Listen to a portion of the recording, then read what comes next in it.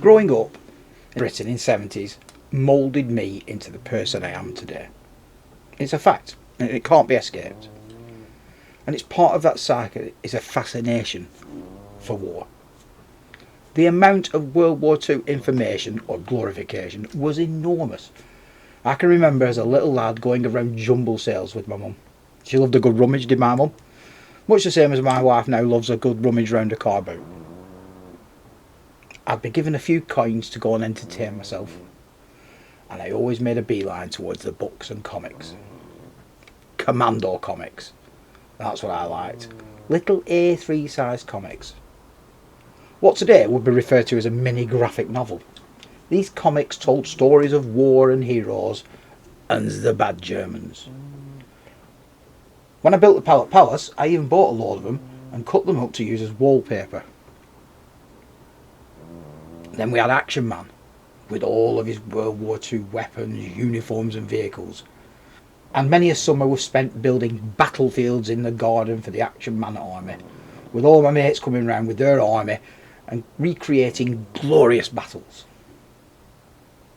We'd even run around the schoolyard playing army. Even the girls would play if they were nurses. And I'm not kidding, they literally was just allowed to play as nurses. They weren't allowed to fight. And we all had toy guns, all of us. It was everywhere. Ask a bloke who's 50 plus from England to do their machine gun noise. Trust me, everyone had one. Mine was really proud of that at the time.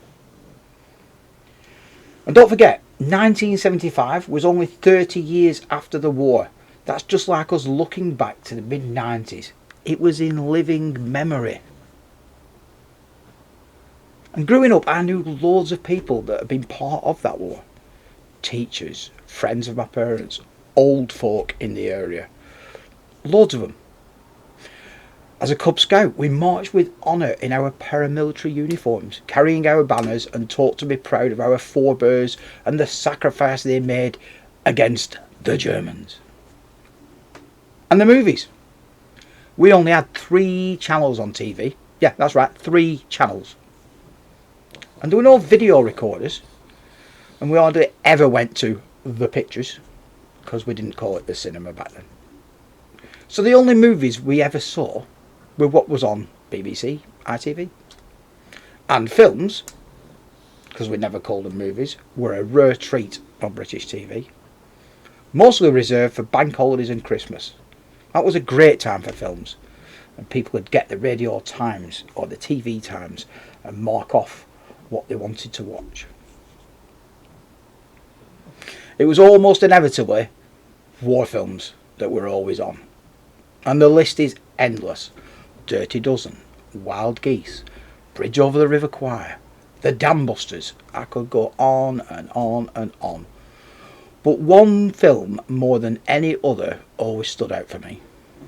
And that was The Great Escape. With the King of Cool himself riding a motorbike to freedom.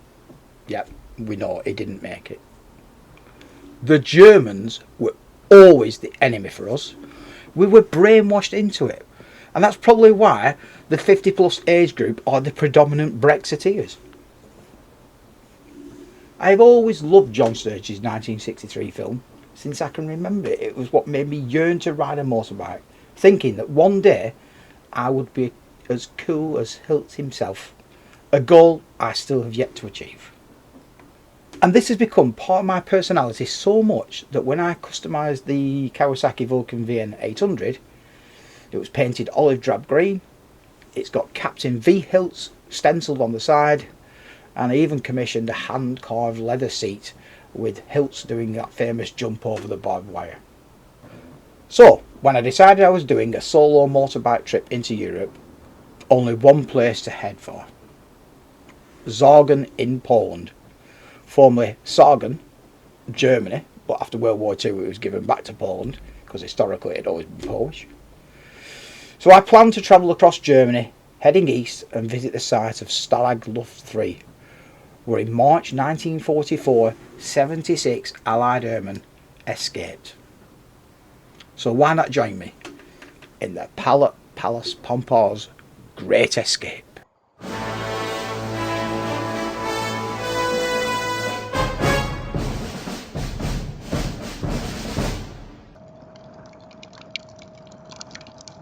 Well, been on the road about half an hour and it's been like this all the way. I've just had to come through 50. Intercom failed. Try again later. This stupid thing keeps telling me intercom's failed. I think it's the voice prompts that are playing up. I need to pull over and sort that out. Intercom failed. Try again later. Stupid thing.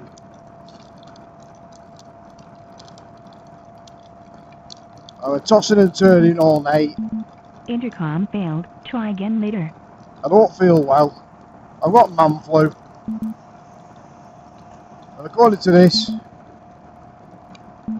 Intercom failed. Try again later. Shut up. According to this, I'll get there at 11:15. We'll see. Intercom failed. Try again later. Obviously, I'll have a couple of stops. We'll see how that does. Intercom failed. Try again later.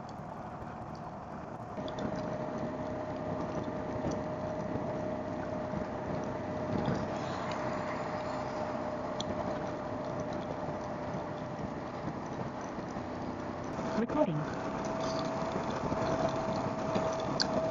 So we've been on the road. Let's have a look. What time is it now? Can't even see. 9 o'clock. Set off at 5:30. Just got past Watford Gap. I have stopped a couple of times. Stopped over for some breakfast. Just pulled over them to wipe the helmet down and have a quick cigarette. And it's been like this all of the way. Got to hear the Mondial in this weather. He's performing really well, quite impressed. The Frank Thomas boots that I've had for a while, not as good. Even my waterproof socks on, I can still feel squelchy. And these Gore-Tex gloves are just sodden.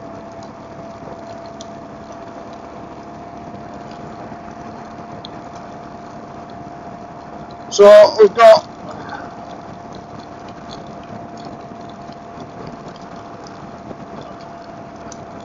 $156 miles left to go. Yeah, brilliant. And that's just to get to Dover.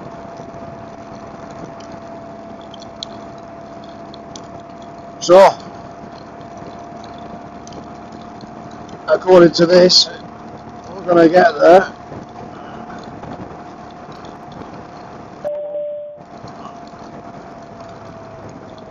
at 10 to 12. Gives me plenty of time. I've got a booking 60 minutes before, and mine ferries not till 2:42. So should be in plenty of time if that works out all right. Right, catch up with you soon. Well, here we are. We're an hour away from Dover. I've just pulled into the services then. Let's fill up. What is that crazy bastard doing?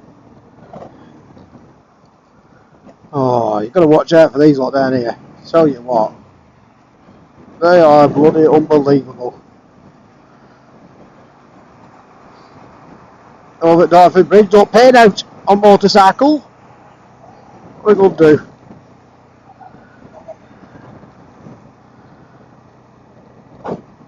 So, according to Zumo, an hour and 10 minutes away from Dover. Which should be alright. It's far past 11 now. Get there for about 8:12, that'll be plenty of time. That's an hour earlier than I should be anyway. And it's still pissing it out.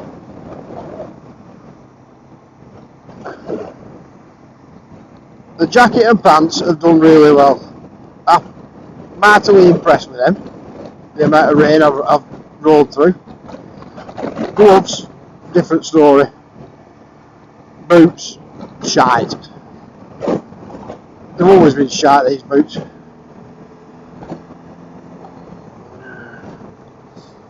Oh well. Right, well, we're just checking in.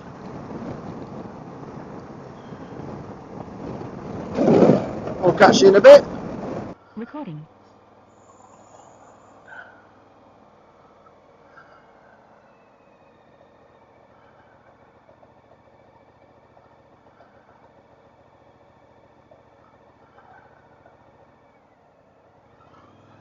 In half a mile, keep left to South Camberway.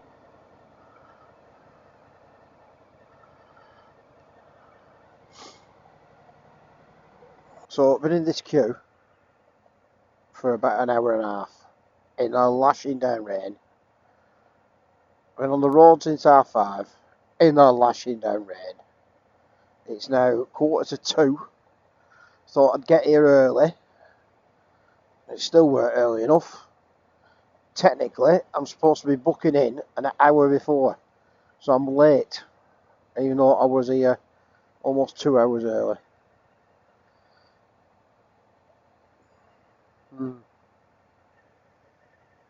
Great stuff.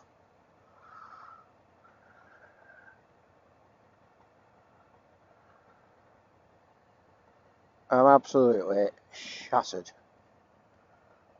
So I'm now debating whether I do ride on into Belgium, get to the campsite. I'm already wet through. If I do, it's going to be like 9 o'clock by the time I get possibly set up. And then dragging all my wet stuff into a tent. So I might just book somewhere. Half hour away from Calais or something. And just have a night there. That's the beauty of not having a plan, I guess. Oh yeah.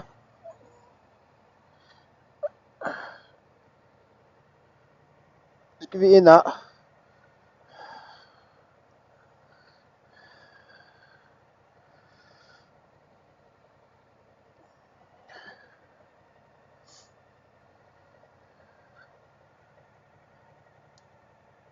Missy?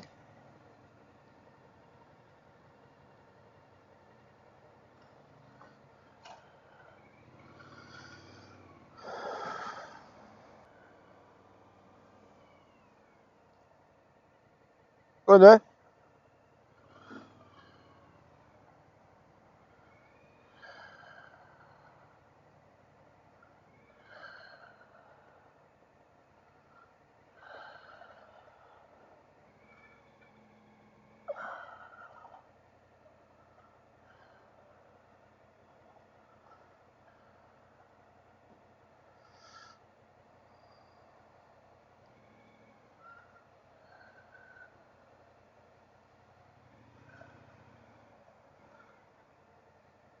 Alright.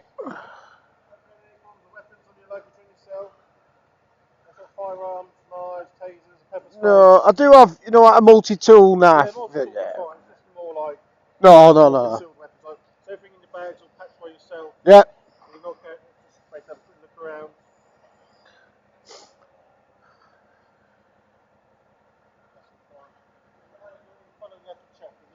Thank you, mate.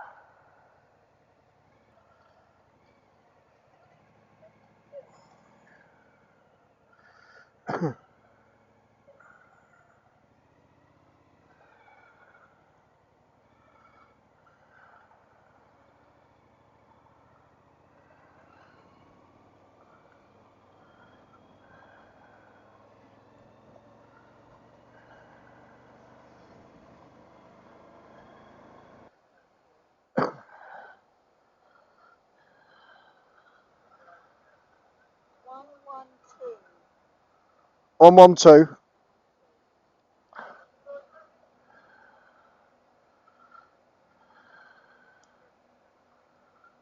Lovely, thank you.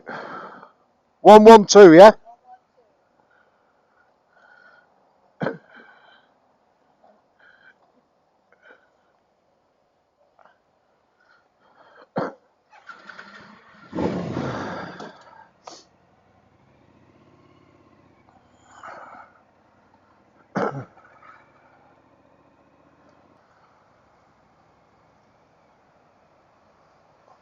The fuck's 112?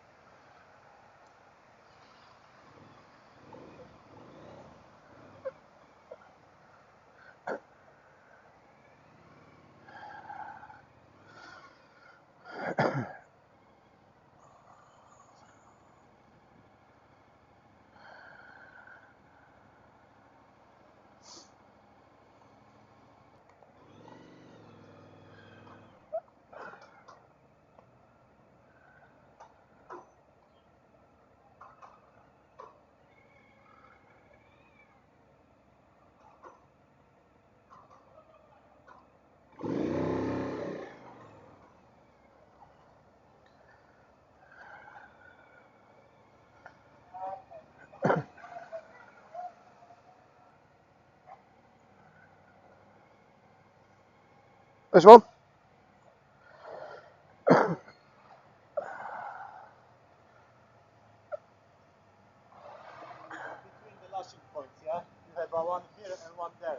Recording. Right, so I landed, and as literally it was looking all lovely, and then as soon as we got off the boat, the heavens opened again. Wonderful. So I've decided I am going to push on into Belgium. It's 2.5 hours, but it gets me on track for having a nice easy day tomorrow and getting to see Waterloo and all the rest of it. So I've just had a coffee and a muffin. Hopefully that'll see me right until I can get tent set up, and I'll sleep tonight. So the only other thing is, it's going to be boring motorway, I think, to get there. So In 1 kilometre, keep left towards Entech. there you go. I've changed this to kilometres. Change speedo to kilometres. Job's a good one. Get used to overtaking on left.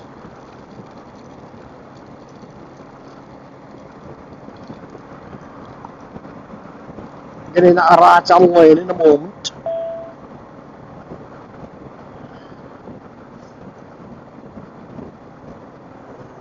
Dunkirk wheel, that's the one we want behind this coach. It reckons I've 220 kilometres. Left lane. 220 kilometres away, and I've 140 kilometres range of juice. Filled up twice today. I'll be filling up again, no doubt. Trying to find some grub as well for tonight. Otherwise, it's the tin of Irish stew that I brought, and that was the that was my emergency 400 ration. metres, keep left to A16. Be in the left lane. Or a cock. I'm going to this A16. Follow the coach, lad, follow the coach. Or you get your head in Continue gear. on the road. I'm continuing, woman.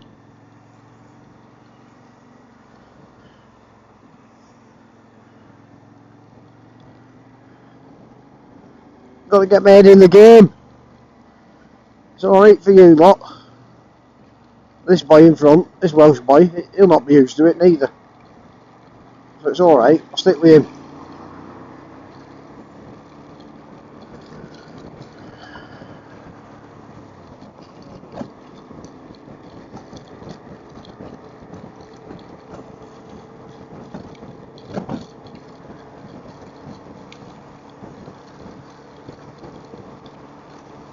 I don't know why he's indicated to get over.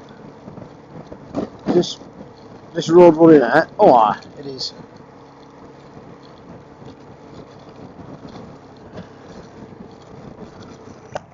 Clip that shut.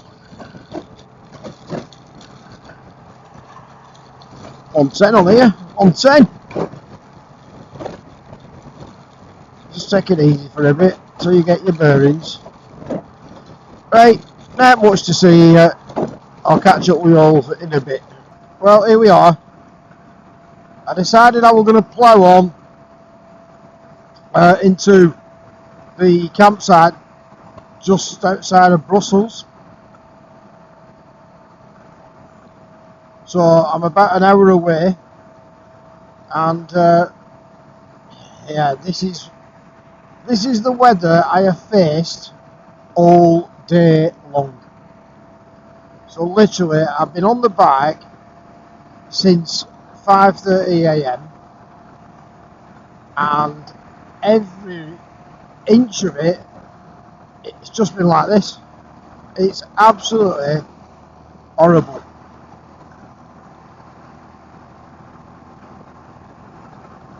I think it's probably because of the distance that I covered.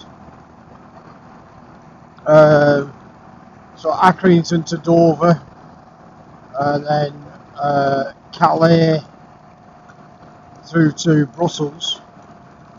So it's probably a good 500 mile, I dare say. 500 miles in this. Yeah. And then I've got to put the tent up when I get there in this. So I think I'll sleep like a baby tonight. Yeah. So an eventful but non-eventful first day.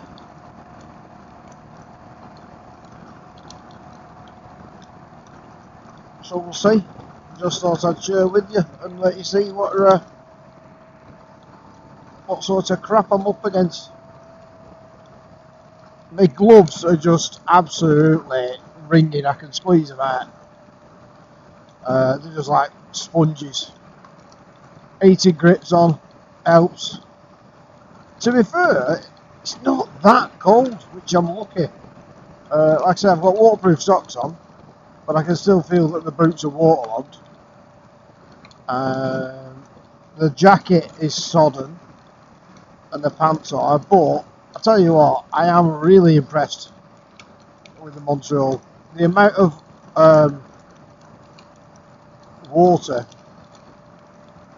the amount of rain it's had over it today, unbelievable. There is everybody moans about the neck. Yeah, I need to sort something out with that. I need some kind of waterproof neck guard on there.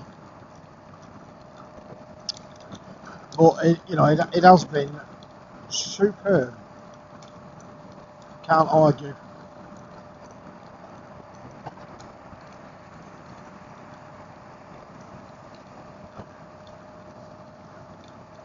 I'm just wet. Hands are wet, feet are wet. And I'm tired now as well. Man flu and all that. That didn't help, riding along and coughing your guts up.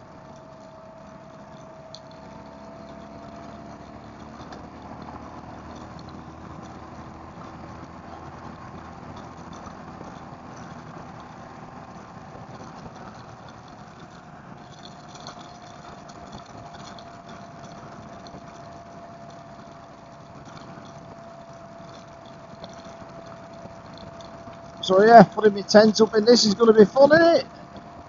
Oh, aye.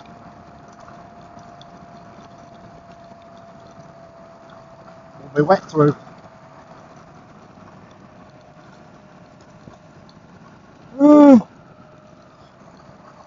I should have changed my mind and gone south.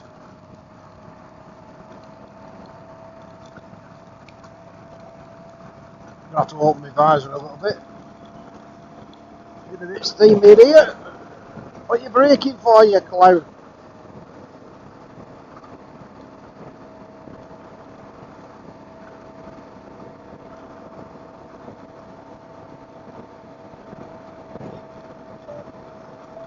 Recording. What the fuck is that?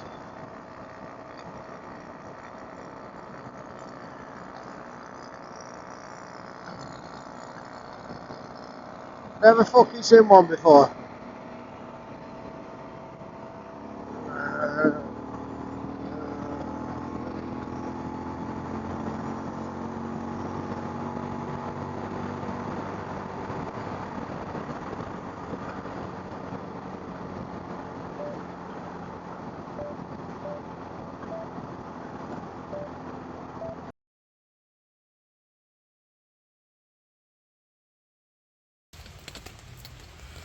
So, day one, what can I say? Not a good one.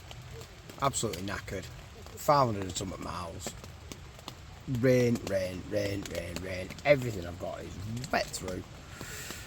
Feeling a bit sorry for myself because I'm just knackered. Got set up. Rain's coming back down now, don't know if you can hear it. But we did it, right? Accrington to just south of Brussels. I did the ring road around Brussels. 500 odd miles of crappy motorway all the way, and like I say, Accrington to Brussels in one day. I knew it was going to be a tough one. The weather just topped it all off. So everything that I'd tried protecting from wet, other than me jacket and pants, the Mondial stuff, that's worked really well. Anything that were in my panniers, alright. My tank bag, I had the protective cover over that, stuff in there's damp. I'd wrapped my bed up in some gardening sacks. My bed's wet, I've wet the bed. So luckily I've got my sleeping mat, should go over the top of it. It's not cold, so, but yeah, so that's day one. Knackered, gonna go to sleep early. Just had a bite to eat, a bit of a drink, and that's it. Can't even be asked doing this video, but I need to do one. So hopefully tomorrow will be a bit better. Even though the weather's supposed to be shite again. And I'm not over hammered with this campsite. And I'm not getting outside now, I'll show it you all tomorrow. But no sort of hard standing for bike, and it's all on a slutchy slope, and they're like, oh, be careful when you go in there, you're going to slip and slide. Yeah, one of them. But hey ho, life's an adventure. So I almost bottled it. I was on the ferry and I was looking for maybe to book a room, and then I thought, no, it was 2.5 hours from the ferry, so I ploughed on. Literally as soon as I got off the ferry, the heavens opened again, and it didn't stop until I got here. So yeah, I nearly bottled it and went and got an hotel room for a chance to dry my stuff out of that lot. But I've not. I've got 2 nights booked here, and then off into Germany. So Waterloo tomorrow. Go and have a look at the museum up there, and hopefully a much more relaxed day. Not much riding about, just taking it easy, and hopefully it won't be as lashing it down as it is. But I won't hold out any breath for it. Right, I might not even use this, I'll edit it. Like I say, I'm feeling a bit dejected. It doesn't help me having this man flu. So literally I started coughing and spluttering Thursday, and I almost cancelled the trip because like last night I hardly slept, and like I say, I've just had a tough day, so I'm just feeling a bit knackered. Yeah, but you know, we did it. That's what matters. Alright, see you in a bit.